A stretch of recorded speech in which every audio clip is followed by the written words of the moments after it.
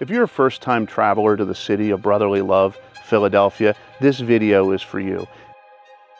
If you love everything from historical sites to even great food, this city has everything that you could want and more. It has great places, great bars, great restaurants, and even cooler historical locations. And talk about their sports teams. Look what I'm sporting. You know, there are some of the most dedicated and diehard fans in the NFL, MLB, soccer, hockey, you name it, they follow it. But Philadelphia is more than just sports and a bad attitude. There's a lot of cool places there to see. So if you're into Philadelphia, today's video is just for you. So first things first, why do people want to travel to Philadelphia? Well, besides being the original capital of the United States, which it was. Now, some people will argue that New York was, but I guess you could kind of make that argument. But in reality, Philadelphia was the first capital of the United States.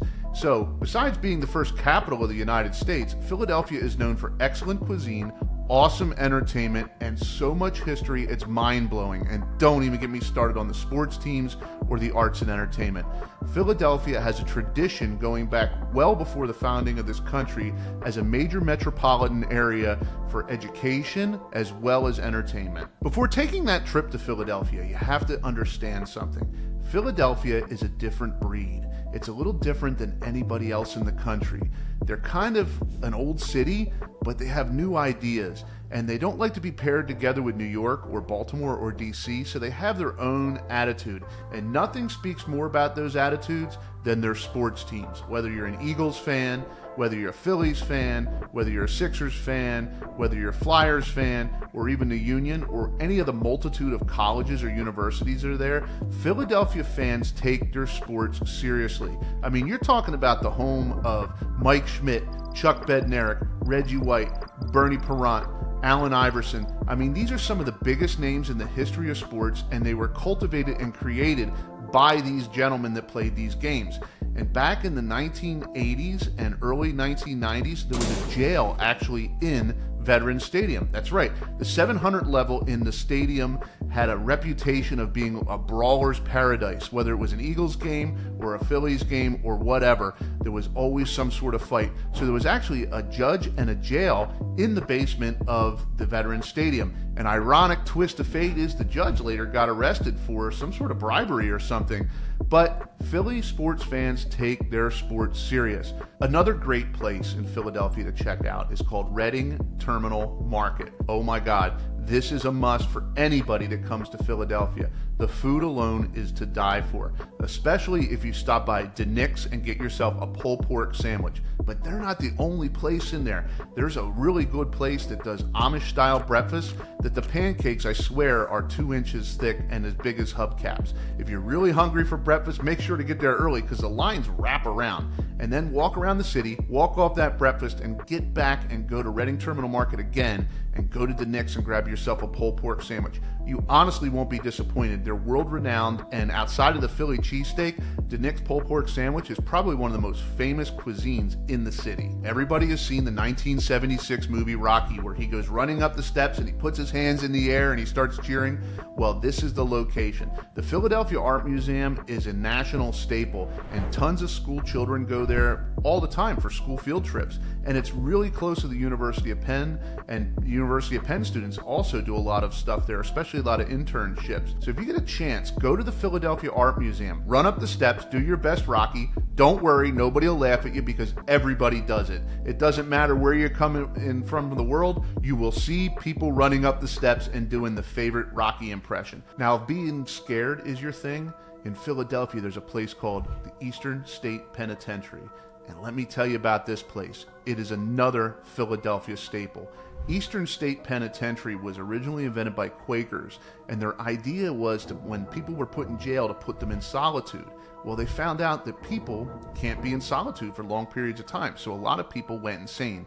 Now, Eastern Penitentiary is closed now. It's out of business, and it's been shut down for a number of years. But every year, right around Halloween, they do the Halloween scare there at the Eastern State Penitentiary. You can't beat it. The lines are wrapped around the corner, and people actually walk through the old Eastern State Penitentiary and it's like a haunted house, probably the biggest haunted house in the state of Pennsylvania.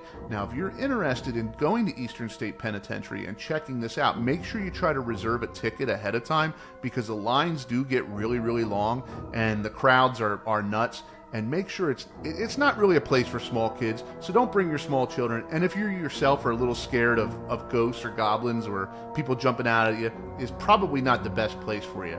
But Eastern State Penitentiary is a must-see, especially if you're going at the Halloween season. Now let's get down to the nitty-gritty. Philadelphia is known for a handful of things: rowdy fans, soft pretzels, and cheesesteaks. Now, there's a lot of debate in Philadelphia. A lot of people will go to either Pat's or Geno's in Philadelphia, and they'll say they're a fan of one or the other. But if you're a Philadelphia native, you usually don't go to Pat's or Geno's unless you're drunk at 2 a.m. or something and you just need something to eat. A lot of Philly natives, they go to D'Alessandro's. Now, they make an amazing cheesesteak, probably one of the best cheesesteaks I had. Now, I'm not talking garbage on Pat's and Geno's. I've eaten at both those places, but D'Alessandro's and the other place, Tony Luke's. You can't go wrong with Tony Luke's or D'Alessandro's. They get their fresh rolls from the Conshohocken Bakery in Conshohocken, Pennsylvania, right outside of the city, and the rolls are awesome. Philadelphia is known to have some of the best bread in the world. They believe it's because of the water system, but also where it's stationed in the world, I guess. It's positioned because the air and the water make a bread that really rise up and give it a soft, almost cake-like taste. So you can't go wrong with Philly bread, but if you get a chance, go to Tony Luke's or D'Alessandro's for an awesome cheesesteak. You will not be disappointed. Another cool fact about Philadelphia is it was home to the 1876 Centennial Celebration. I mean, why not? That's where American independence was declared. But this thing was so huge that people came from around the world to attend. Even Queen Victoria from England, who we fought 100 years before, attended the event, along with Mark Twain and Ulysses S. Grant. Now, most of the buildings have long since disappeared and been gone. However, Maryland did manage to get the Maryland building, and it was sent down to their state after the event. And Philadelphia also has a number of statues and pedestals that were put up during the event that are still kind of floating around. So if you get a chance, walk around Philadelphia and see if you can find anything from the 1876 Centennial event. I'm sure you've all seen it on television. Pictures of Boathouse Row in Philadelphia and these long, skinny boats, and you're trying to figure out what the heck are these things are. Well, they're the dragon boats, and Philadelphia is known every year to host the dragon boat races right in front of Boathouse Row. Now, Boathouse Row is a Philadelphia staple, so if you get a chance, drive over to Boathouse Row and check it out. And if you happen to be in Philadelphia when the dragon boat races are going on, it's a must-see. It's really a good time. There's music, there's food, people can hang out, and it's a great time for your family and a great time for the kids. Now, for all you Marines out there, I'm sure that you've heard this story before, but if you're not a United States Marine, you would be surprised to know that the U.S. Marine Corps was founded at Tun Tavern, Philadelphia, near Penn's Landing, on November 10th, 1775. Philadelphia is considered the birthplace of the United States Marine Corps. Well, the Continental Marine Corps, kind of before the U.S. Marine Corps. Now, there's some debate if that is actually the spot, but generally believed by most Marines that Philadelphia is home of the U.S. Marine Corps. Now, unfortunately, the tavern is not there and has not been there for a number of years.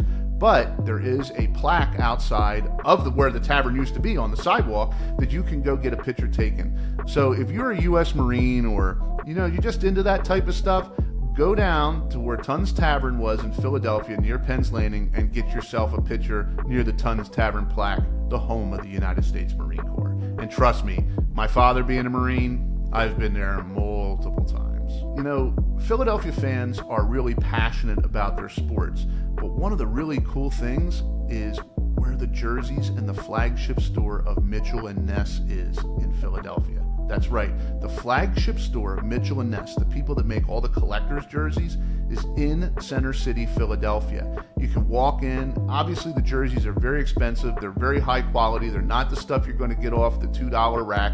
But you can walk in, you can check out your favorite hats, shirts, jerseys, whatever from your favorite teams, and it doesn't have to be a Philadelphia team. Just make sure to bring your credit card because it is not cheap to buy anything there. But hey, if that's your thing and you want to spend $350 on a collector's jersey, Mitchell and Ness is your spot, right downtown. Now let's talk about the Philadelphia nightlife. Philadelphia nightlife is like major cities all over the world. You have a dress code, you can't bring weapons into the club, but it's a thriving and good nightlife, especially if you're a younger person in your 20s or 30s. And if you really like music, Penn's Landing has a lot of night concerts that you can attend. Again, drink responsible and don't do anything crazy because the Philadelphia police will arrest you, but entertainment and nightlife in Philadelphia are a good time.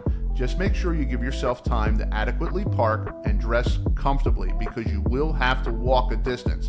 I see a lot of women when I used to go down to Philadelphia wearing high heels walking 10 blocks. You don't want to do that. Bring yourself a pair of sneakers. Yes, it doesn't dress you up so much, but your feet won't be begging you for mercy by the end of the night. Coming into Philadelphia, there are a multitude of ways to get there. Obviously, you can drive, and Route 95 that comes through the middle of the city is probably the most keen way to get there by car, especially if you're coming from New York or somewhere south like Washington, D.C., or the Pennsylvania Turnpike if you're coming from somewhere out west. But the Philadelphia airport is another major hub. Matter of fact, it's one of the most big hubs on the East Coast of the United States. Philadelphia Airport can be a bit vexing, as to say. I don't know how you would say that, but it's very frustrating. The lines are very long. It's kind of dirty, and you kind of want to get there a little bit early. I've been there sometimes where TSA takes me about 2 hours to get through, especially if you have a slow TSA checker. Oh my word, I could just do a video itself on the TSA in Philadelphia.